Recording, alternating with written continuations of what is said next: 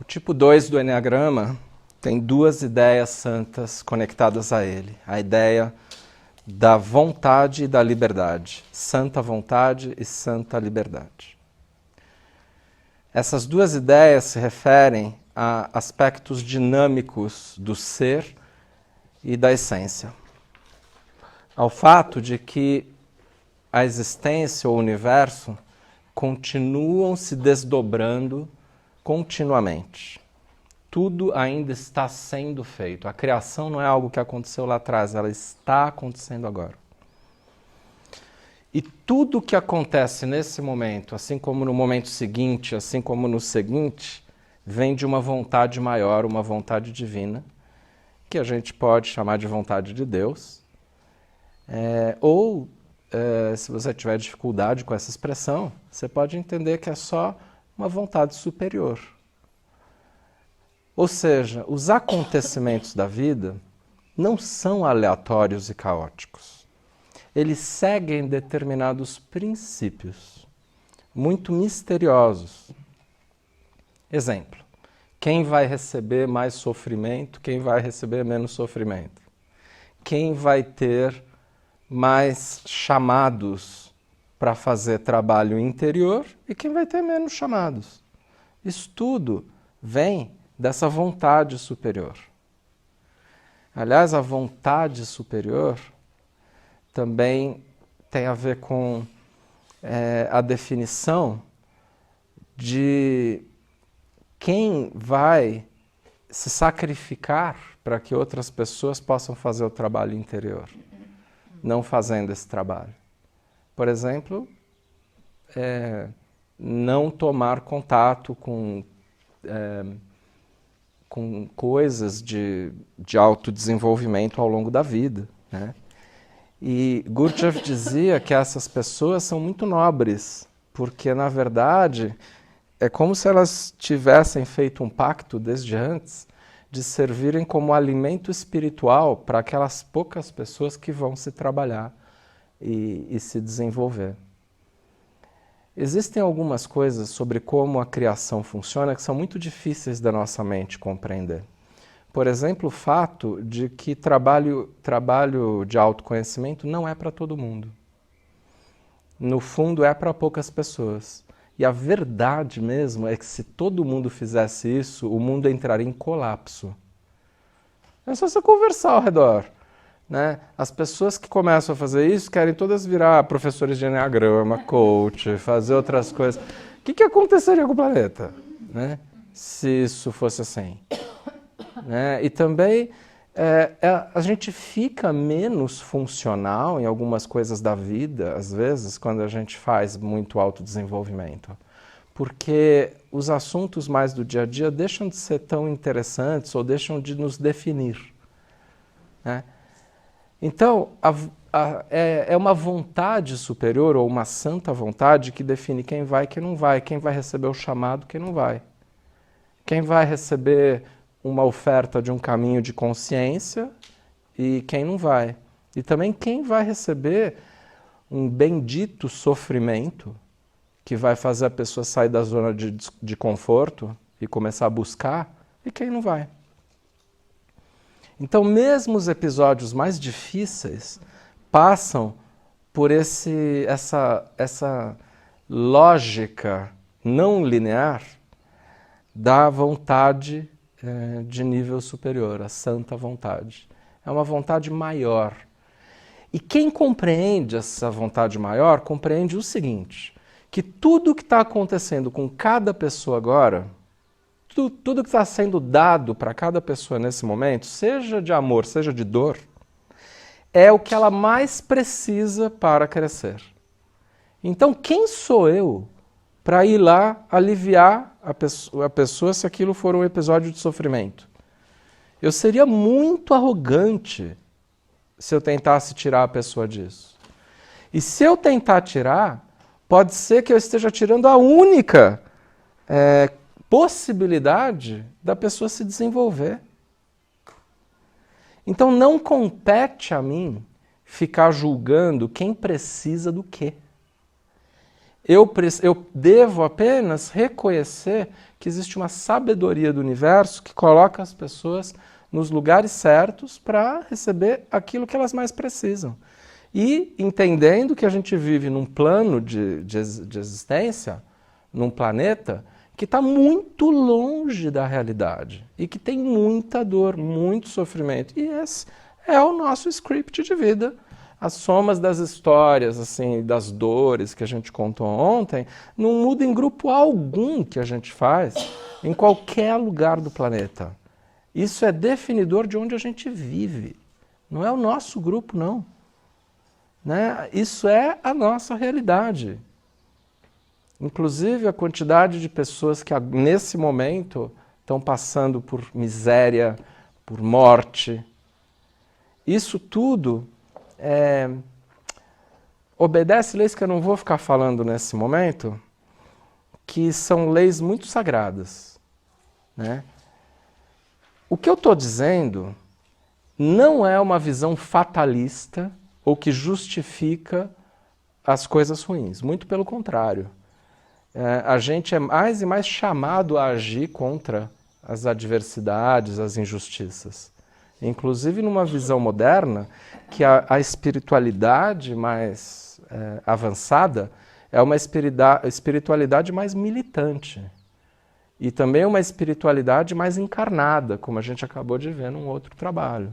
Né? Uma espiritualidade que inclusive admite a matéria, a vida do dia a dia, a gente ganhar o pão e também lembrar que tem corpo, né? Entre outras coisas. Mas a gente deve se perguntar sempre o seguinte, baseado nessa ideia da santa liberdade. Eu, de verdade, estou sendo chamado para intervir? Para ajudar? Para fazer alguma coisa? Eu estava no meio da situação na hora que algo aconteceu? Ou não é da minha conta? Se não for da minha conta, eu ir lá mexer naquilo é ir contra essa vontade maior. E uma vontade individual tentando ir contra a vontade coletiva é que nem uma célula do corpo tentando fazer algo diferente de todas as outras células do corpo. É algo meio ridículo. Né? E arrogante. Então aí vocês já vão vendo da onde surge mais adiante a questão do orgulho, né? E da falta de humildade. Mas, antes disso, descrever também a outra ideia santa, que é a da liberdade. Aliás, todo dois tem um paradoxo dentro dele de gerar dependência dos outros em relação a ele, mas, paradoxalmente, querer ter liberdade para si, não aguentar essa história dos outros dependentes dele. E quanto mais o dois cresce, maior esse paradoxo. E quanto mais ele cresce mesmo, maior a energia de querer ser livre, de ninguém dependendo dele. E de não ficar fazendo nada por ninguém, ficar na dele. Cuidar dele. Pode chamar como quiser, alguns dos dois chamam isso de egoísmo, mas se for é um egoísmo saudável no caso dos dois. Né? Liberdade é a visão de mundo daquele indivíduo que reconhece que tem uma vontade maior operando e que todo mundo está recebendo o que precisa receber. Então quem sou eu? Para mim basta uma xícara de café e ficar vendo o show. Não tenho muito a fazer. Essa é a verdade.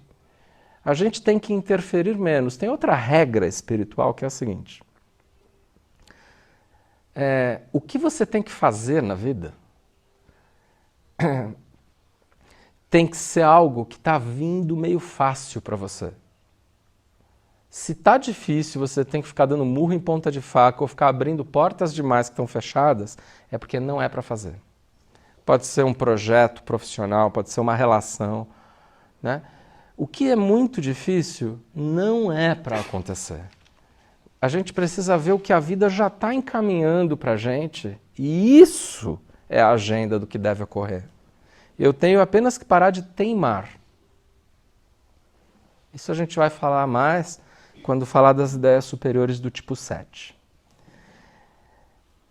E aí, no nível emocional superior, o 2 conecta uma virtude chamada humildade, que é de se recolher a sua insignificância de ser humano. Entender que a gente está num planetinha merreca, na periferia do universo, e que eu, como ser humano, sou muito limitado. Então, por exemplo, eu sou de uma espécie que não consegue nem sobreviver sozinho, precisa o tempo inteiro dos pais. Nenhuma outra espécie animal precisa disso, né? Eu também devo reconhecer que a minha vida é frágil, que eu posso morrer a qualquer momento, né? Num acidente. A morte está sempre à espreita. E humildade é reconhecer também que eu não sou diferente das outras pessoas e tenho histórias difíceis que eu tenho que trabalhar. Eu não preciso ter vergonha de ter essas histórias, porque, graças a Deus, eu sou humano tanto quanto as demais pessoas. Eu também tenho a minha trajetória, também estou aprendendo, também faço besteira e tudo bem, né? Estou aqui para tentar evoluir um pouco, mas sei, inclusive, que eu serei limitado nessa evolução. Isso é humildade. Humildade é também falar assim, eu tenho necessidades. E por isso, eu vou parar de ficar olhando as necessidades dos outros. Aliás, eu não sei muito bem resolver as necessidades dos outros. Isso é mito. O 2 acha que sabe. Mas às vezes ele sai fazendo e a pessoa nem queria que ele fizesse, né?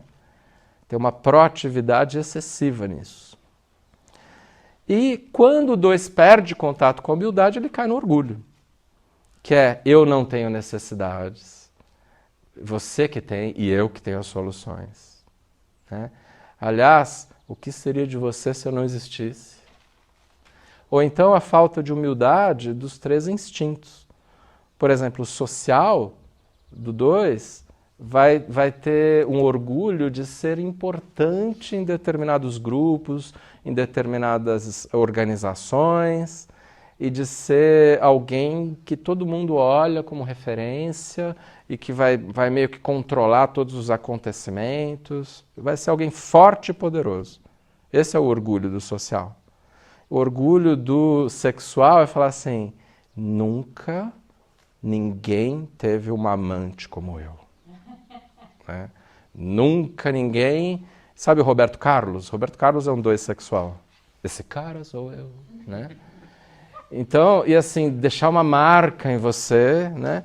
Para que nunca mais a outra pessoa esqueça. Isso é orgulho. E o orgulho do autopreservação, que é um orgulho mais infantilizado de buscar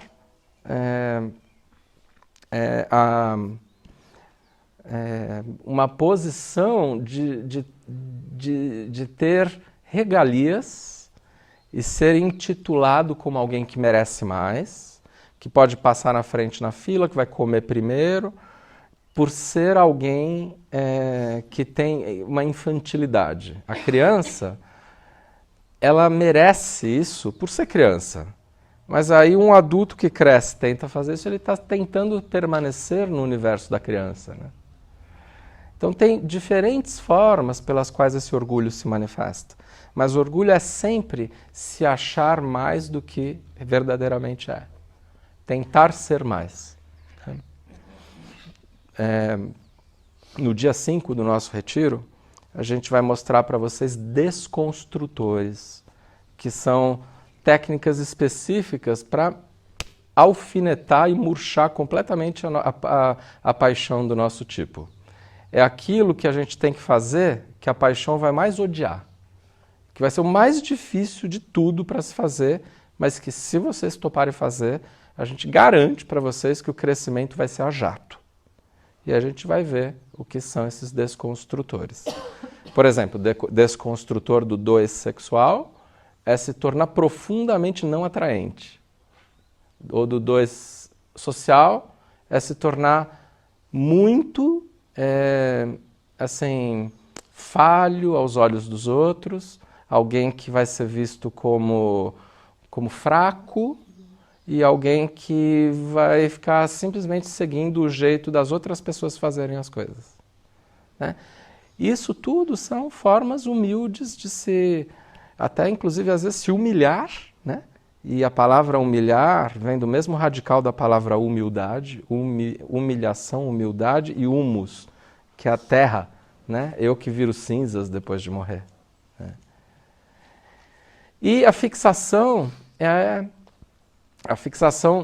do tipo 2 é a adulação, que significa eu impactar o outro para ser bem visto, para agradar, com um elogio, com uma mãozinha certa na hora certa, ou com uma